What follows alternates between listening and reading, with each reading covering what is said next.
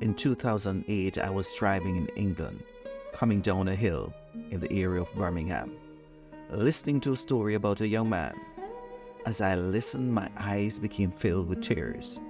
My throat seemed to have become swollen as I heard about this young man's ordeal. The Learning Journey in association with Turn It Up Tuesday, hosted by Ross Audio, presents Did You Know? This week we want to talk about the topic, remembering Stephen Lawrence, impact and lessons learned from a tragic case. Stephen Lawrence, a black young man, was brutally murdered in a racially motivated attack by a gang of white men in April 1993. The case gained significant attention due to the police's mishandling of the investigation and the subsequent fight for justice by Stephen's family. On the evening of April the 22nd, 1993, Stephen, an 18-year-old aspiring architect, was waiting for a bus on the southeast side of London with his friend. They were attacked by a group of white youths, allegedly shouting racial slurs.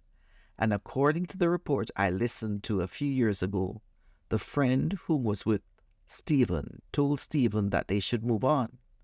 However, Stephen, having done nothing wrong, stayed a bit. The group confronted Stephen, and Stephen's friend shouted at him, "Run, Stephen, run!" They both ran off.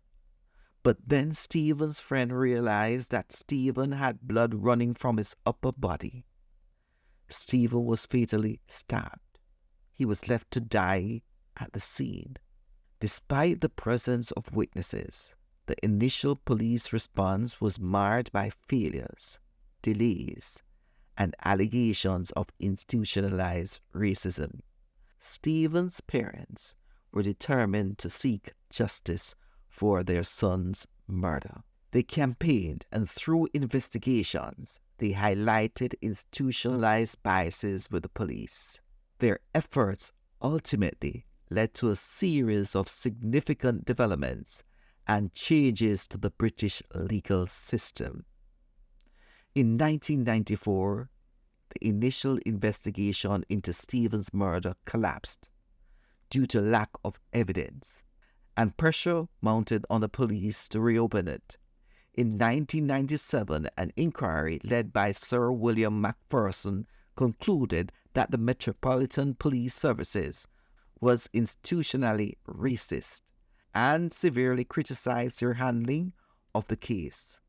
This landmark report was known as the Macpherson Report, and this led to significant reforms within the police force and justice system in UK.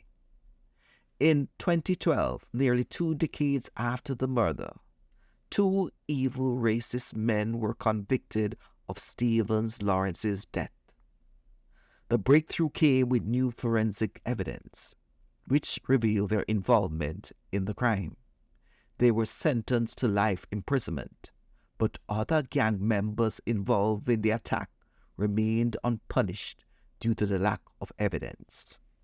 The legacy of Stephen Lawrence lives on through the tireless efforts of his parents, and of course the Stephen Lawrence's Charitable Trust, established in his memory.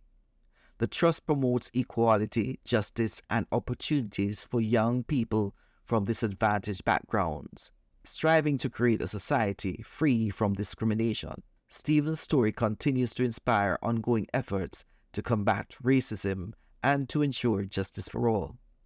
In addition, evil will always be brought to light. Dwayne Brooks, Stephen's friend, always insisted that there was a 6th attacker. In April 2023, the 6th attacker was identified. His name is Matthew White. Let me end by saying that this case has a connection to the Caribbean. Both of Stephen's parents are from Jamaica. They left Jamaica in the 60s and early 70s for opportunities in England, and Stephen was born in England. While they experienced levels of racism in their time, nothing would have prepared them for the death of their son. According to the Daily Mail, Stephen's final resting place is in a rural part of Jamaica, alongside his great-grandmother. It is my view that he is at peace there. Stephen's mother told the BBC, "I am really pleased that I buried him in Jamaica, because if he had been buried in the UK, his grave would have been vandalized so many times." Let me say, rest in peace. Your legacy lives on, Stephen.